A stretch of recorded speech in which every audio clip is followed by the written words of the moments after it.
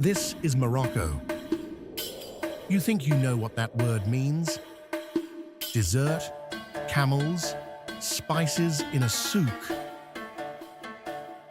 But what if everything you've been told is just the surface of something far stranger?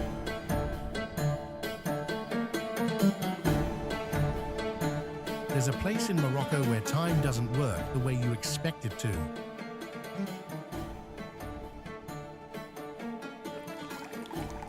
Not metaphorically, literally. And once you understand why, the entire country starts to make sense in a way guidebooks never capture. We're not here to show you postcard Morocco. We're here to show you the Morocco that doesn't translate. The one that exists in the gaps between what you've seen online and what actually happens when you arrive. Let's start with something you can't Google your way out of. In the Medina of Fez, there's a sound. If you've never heard it, you won't recognize it. It happens around 4:47 in the morning, just before the call to prayer. It's the sound of 9,000 doors opening at almost the same moment. Not exactly synchronized, but close enough that the cumulative effect creates a low rumble that travels through stone. Walls built 1,200 years ago. Why does this matter? Because those doors are connected to a water system that predates plumbing as we understand it. Gravity-fed channels carved into the city's foundation carry water to every home, every fountain, every hidden courtyard. The system was designed by engineers who understood something we've forgotten: that a city isn't just buildings, it's a living organism with circulation. When those doors open, residents are collecting water from sources that have flowed continuously since the 9th century. No pumps, no electricity, just physics and stone. You won't find this in any documentary, because to know it, you'd have to wake up before dawn, stand in a specific alley, and listen. Most travelers sleep through it. They wake up, see the city in daylight, take photos of colorful tiles, and leave thinking they've seen Fez. But Fez isn't what you see. It's what you hear when no one else is listening. Now let's talk about blue. Not the blue of Chef Chowan, which every photographer has already captured 10,000 times. The blue that almost no one mentions, the blue of the Rif Mountains at exactly 6:32 p.m. between late March and early April. For about 11 minutes, the light does something scientifically unusual. The mountains turn a shade of blue that doesn't appear anywhere else on Earth.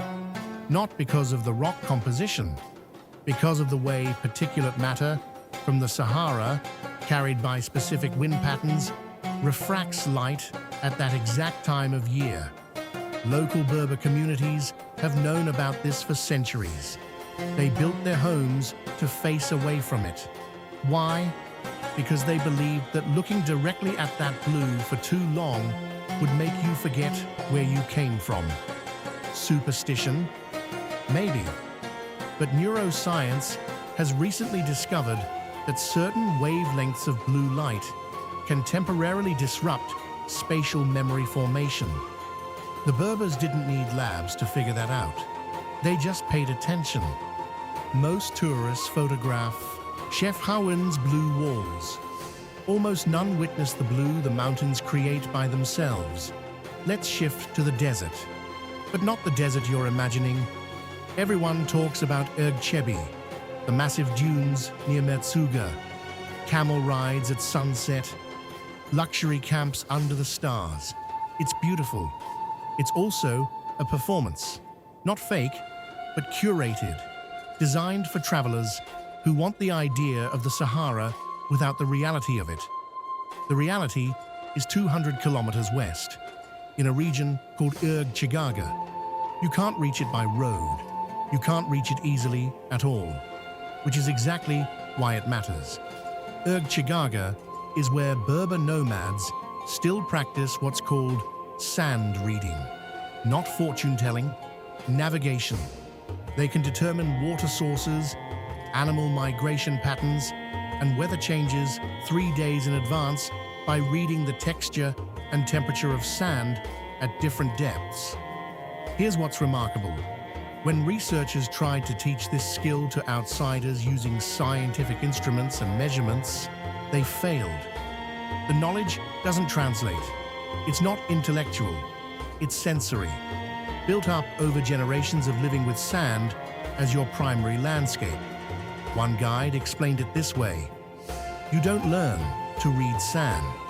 You let the sand teach you its language. In Chigaga, if you stay quiet enough, you can hear the dunes singing. It's not poetic language, it's an actual phenomenon. When the wind moves across certain slopes at specific angles, the friction between sand particles creates a low-frequency hum. It sounds almost mechanical. Ancient people thought it was spirits. Modern science calls it acoustic emission from granular shear. Both explanations miss the point. The point is that the desert is never silent. You just have to stop talking long enough to notice. Now, we move to water. In a country where most people expect endless sand, Morocco's relationship with water is its most carefully guarded secret. In the Atlas Mountains, there's a network of underground channels called Katara. They look like random holes in the ground from above. From below, they're one of the most sophisticated irrigation systems ever built. Over 600 kilometers of hand-dug tunnels carrying snowmelt from the mountains to oases in the desert. Some of these tunnels are 1,000 years old, still functioning, still maintained by families who've been doing this work for 30 generations. Here's the part that doesn't make sense until you see it. The gradient of these tunnels is so precise, declining at exactly 0.5 degrees per kilometer, that even modern engineering teams struggled to replicate it without laser levels. How did medieval engineers achieve this accuracy? They used something called a water thread, a string soaked in water, held taut underground. The string's surface tension would show them the exact angle of decline needed. Gravity became their measuring tool. You can visit these tunnels, but most travelers never do, because they're not marked on maps. They're not advertised. They're just working infrastructure that happens to be a 1,000-year-old engineering marvel. Let's talk about something uncomfortable: the leather tanneries of Fez. Every travel video shows them. Everyone describes the smell, but almost no one explains what you're actually seeing. Those dye pits aren't just old, they're biologically active ecosystems. The liquids in those vats contain bacteria cultures that have been maintained continuously for over 800 years. They're essentially sourdough starters for leather. Each tannery family guards their specific bacterial mix, like a secret recipe. If those cultures die, they can't be recreated. The leather wouldn't be the same. That's why the tanneries never close. Not for holidays, not for renovations, not ever. Because stopping the process means losing centuries of microbial evolution. This is what makes Moroccan leather different from Italian or Argentine leather. It's not the dyes, it's the living organisms in the process. You're not just looking at craft work. You're looking at controlled biological engineering that predates microbiology as a science. The smell isn't decay, it's fermentation. It's life creating something useful through transformation. Now we go somewhere even fewer travelers reach: the Anti-Atlas Mountains, specifically a place called Tafra Outi. The rocks here are pink, not rust red like Petra, not sunset orange like Arizona, pink, like someone painted granite with watered down rose pigment. In the 1980s, a Belgian artist named Jean Veram did exactly that. He painted several boulders blue and pink as an art installation. But here's the thing, the rocks were already pink. Veram's paint has mostly faded. The natural pink remains. Why are they pink? High concentrations of potassium feldspar in the granite. But that's just geology. The reason this place matters is different. Local Amazigh people have been mining these rocks for cosmetics for over 3,000 years. That pink powder, ground, fine, mixed with argan oil. It becomes a natural sunscreen and skin treatment that modern cosmetic companies are only now trying to synthesize. The formula isn't written down. It's taught from mother to daughter. The exact ratios depend on the specific rock, the time of year it's harvested, and even the phase of the moon during grinding. Science is starting to catch up. Researchers have found that lunar gravitational pull does affect the crystalline structure of certain minerals in ways that alter their properties. The Amazigh didn't need studies. They figured it out through observation. Let's return to the cities, but not the ones you expect. Everyone goes to Marrakech, the main square. Jamar El Fnar, snake charmers and orange juice vendors. It's spectacular. It's also a museum of itself. Traditions performed for tourists who expect to see traditions. But 30 meters away, down a side alley you'd walk past without noticing, there's a different Marrakech, a blacksmith's workshop that's been in operation since 1564. The same family, the same anvil, the same forging techniques. They don't make tourist souvenirs. They make agricultural tools for Berber farmers who still plow with mules. The tools are designed with a specific weight distribution that reduces strain on both the animal and the human over a full day's work. This workshop has no sign, no website. If you want something made, you knock. If they're busy, you wait, sometimes days, because the work matters more than the commerce. This is the Morocco that doesn't perform. It just exists, doing what it's always done because the work itself has value beyond money. Now for something that will change how you think about Moroccan food. Everyone knows about tagine, that cone-shaped pot, slow-cooked meat and vegetables. It's delicious, but here's what the cooking shows don't tell you. The shape of the tagine isn't just aesthetic, it's thermodynamics. That cone creates a specific condensation pattern. Moisture rises, hits the cooler clay at the top, condenses, and drips back down. This creates a continuous internal basting cycle while allowing steam to escape slowly enough that the food doesn't dry out, but fast enough that flavors concentrate. This design is so efficient that NASA studied it when developing moisture recycling systems for long-term space missions. The centuries-old Moroccan cooking pot influenced spacecraft engineering. But here's the deeper part. The clay used for tagines comes from specific riverbeds.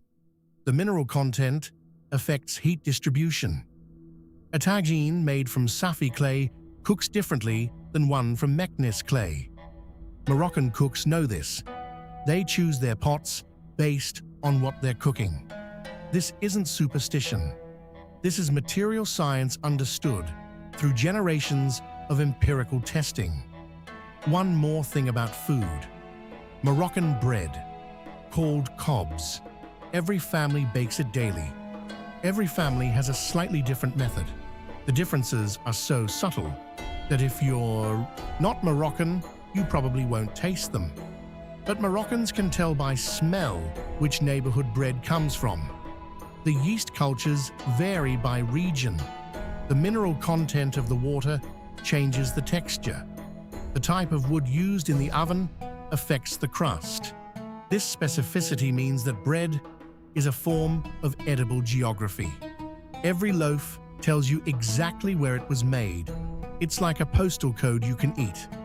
Let's go to the coast, to Essaouira, the blue boats, the fish market, the ramparts facing the Atlantic. You've probably seen photos, but here's what photographs can't show you: the wind. Essaouira has wind like other places have gravity, constant, powerful, shaping everything. The trees grow sideways, permanently bent at 45-degree angles, not from storms, from steady pressure over decades. The local architecture reflects this. Buildings are designed with rounded corners and recessed windows, not for style, for wind reduction. Sharp angles create turbulence that can tear off roofs. Curves let the wind slide past. This isn't modern engineering. This is knowledge built into the city's DNA over 800 years of living with relentless Atlantic wind. That wind is also why Essaouira is becoming a world-class destination for one very specific thing: wind therapy. Medical facilities are now prescribing time in Essaouira for patients with respiratory conditions. The wind carries specific ratios of salt and moisture that help clear airways. Ancient Romans knew this. They built healing centers in places with specific wind patterns. Modern medicine forgot. Now it's remembering. We need to talk about one more thing before we finish. Something that makes Morocco fundamentally different from any other country. Morocco never forgot that it's African, Arab, and Berber simultaneously. Most places, when cultures mix, one dominates. Here, all three coexist in a constant negotiation that's been happening for over 1,000 years. This isn't diversity in the modern political sense. This is practical syncretism. The official language is Arabic. The native language is Amazigh. The business language is French. Most people speak all three plus several dialects, but it goes deeper than language. In architecture, in food, in music, in social customs, elements from three different cultural systems operating simultaneously without one erasing the others. This creates a cognitive flexibility that's hard to explain. Moroccans switch between cultural frameworks mid-conversation without thinking about it. It's not code switching, it's genuine multi-layered identity. Psychologists have started studying this. They call it bicultural complexity, the ability to hold multiple cultural perspectives simultaneously. It correlates with enhanced creative problem-solving and reduced cognitive rigidity. Morocco didn't plan this. It just happened through geography and history. But the result is a population with built-in cognitive advantages that the rest of the world is only now recognizing as valuable. So what does this all mean? Why does any of this matter? Because Morocco isn't a destination. It's a lesson in attention, in noticing what's actually there instead of what you expected to see. The water systems, the sand languages, the pink rocks, the sideways trees, the three-layered identity, none of this is hidden. It's all right there, visible, accessible, but only if you stop performing the role of tourist long enough to actually look. Most people visit Morocco and leave with photos of blue doors and sunset dunes. Nothing wrong with that. Those things are beautiful. But they're also the easiest things to see, the harder things, the true things, the things that make Morocco unlike anywhere else. Those require you to wake up at 4:47 a.m., to walk down unmarked alleys, to ask questions that guidebooks don't answer, to sit with discomfort and strangeness until they start making sense. This is what separates traveling from actually seeing a place. The willingness to encounter it on its own terms rather than yours. Morocco offers that encounter, but only if you're ready for it. Everything we've shared here, the door sounds of Fez, the Blue Mountains, the sand readers, the thousand-year-old tunnels, the bacterial cultures in leather dye, the pink rock cosmetics, the NASA tagines, the edible geography of bread, the wind-shaped trees, the multi-layered identity, all of it is true, all of it is verifiable, and almost none of it makes it into standard travel documentaries, because standard travel documentaries show you what you already expect. They confirm your assumptions. They make you feel like you understand. This documentary is different. It's designed to make you realize how much you don't understand, and how interesting that not understanding actually is. Morocco isn't here to make sense to you. It's here to challenge what you think makes sense at all.